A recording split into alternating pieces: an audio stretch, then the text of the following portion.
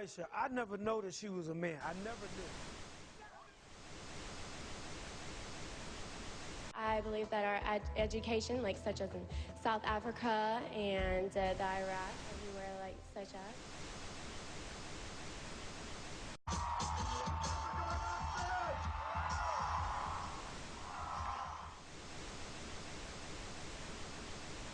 Platform 8 for the 2228 Southern service to Eastbourne via Lewis.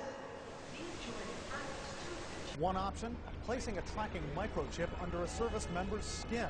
Former Special Operations Officer. And if you hear the shouting, it's a group of demonstrators who've come. 9/11 was an inside job.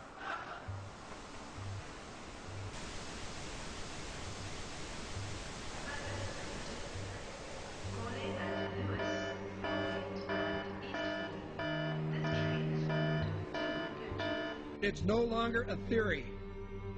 What I'm about to say is fact. The secret organizations of the world power elite are no longer secret. They have planned and are now leading us into a one-world communist government. Well, there have been extraordinary scenes in Berlin tonight as thousands of people gathered to hear Barack Obama deliver key foreign policy speech on his current European tour.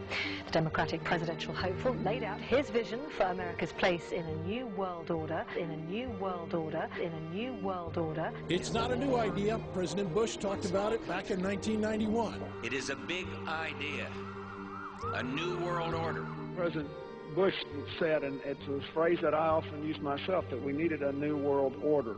There's a need for a new world order.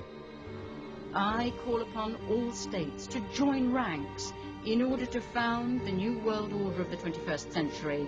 We have before us the opportunity to forge for ourselves and for future generations a new world order. When we are successful, and we will be, we have a real chance at this new world order. And people talked then, in 1990, of a new world order.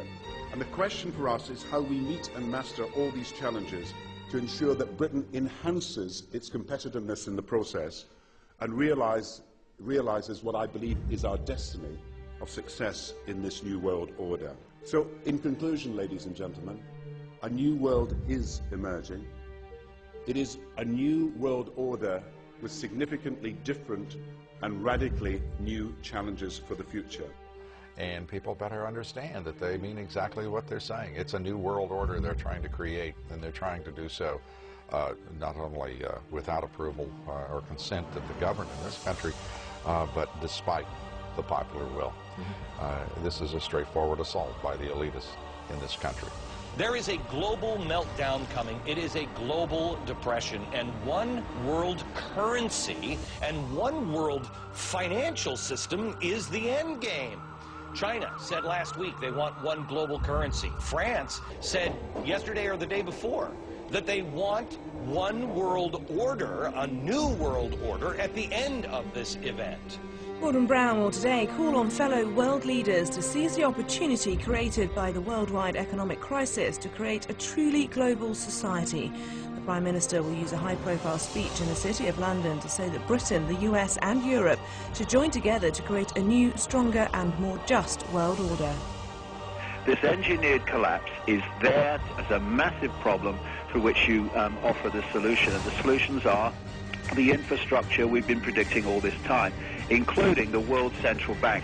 The goal of this manipulation, and has been for a very long time, is to get the world population to see as a good idea, or the only option in given circumstances that are manipulated into place, the creation of a one-world government, a world central bank which would administer all financial transactions on the planet, a world currency, and a microchipped population linked to a global computer. The wealthy elite who have the money and the power know that if they can create a one world global social system, that they can control the central authority. In other words, world control, world domination. One of the oldest desires in the history of the world. There's a very, very clear-cut and easily identifiable system in place that puts all of these elements from media control to government control to energy control together into one apparatus working together effectively towards its final goal, which is, you know, global control. Because of the compartmentalized pyramids that they've constructed within all these institutions of government and finance and corporations, the vast majority of people who are daily making contributions to push the world in this towards this Orwellian global state have no idea that they're doing that, because they don't know how their contributions fit in with everyone else's. Only the few at the top do. Most people don't have a clue that unelected private bankers actually control the governments of the world. There is this like cozy little myth that is perpetuated between politicians and the media. The media report the world as if presidents and prime ministers are the final arbiters and decision makers in the world, which means that the people above the level of presidents and prime ministers that really make the decisions, they're never looked at or exposed by the mainstream media because they're not accepted to exist. The central bankers of the world are working together to create a one-world government.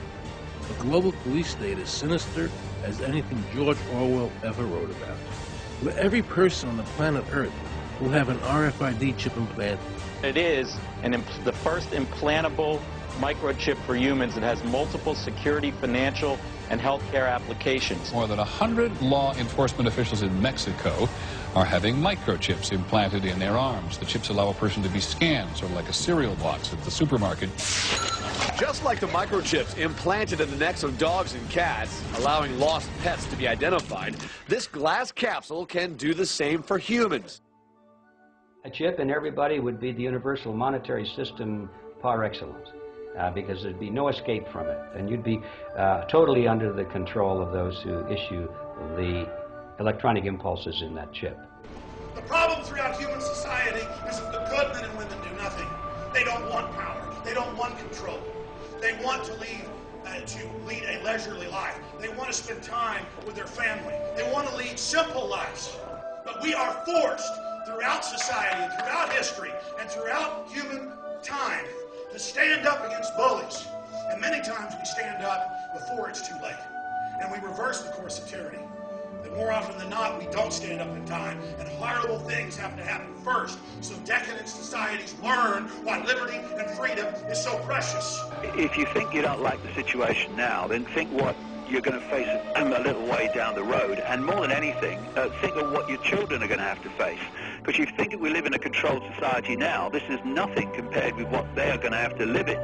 So in terms of parents who are listening to this information, I would say this: go and look your children in the eyes and tell them that you can't be bothered, or you're too frightened to do anything about it. You're too frightened to get involved, too frightened to get involved in being another conduit for getting this information further and further expanded into the public mind, that you're too frightened to get together with others to stop cooperating with this system and to not be intimidated into coming into line, which is a bit like coming into line in a concentration camp and thinking it'll be okay as long as you stay in line and you do as you're told, you'll be fine. And then you realize at the end of it, well, actually, it ain't fine. And if you'd have all rebelled earlier, then you wouldn't be in the situation you're facing now. The point of mathematics alone ought to let us see where the real power is here. There are billions of people, 6 billion, nearly getting on for 7 billion on this planet, who are being manipulated. There are, in full knowledge of what they're doing, a relative handful of those who are doing the manipulating to the end that we're talking about. They think they've beaten us. They think that they're going to have their way with us. And I'm here to tell them they're not going to have their way with us. We are going to defeat them. You guys aren't going to be able to get away with your New World Order, sir. Talk about Bill. You know what New World Order is. You will never get a New World Order. Never. National sovereignty will prevail. The New World Order is going down, sir. You can laugh. Wake up, people. Wake up. Research the New World Order. This is important. Look it up. Investigate it. Your New World Order will fall. Humanity will defeat you.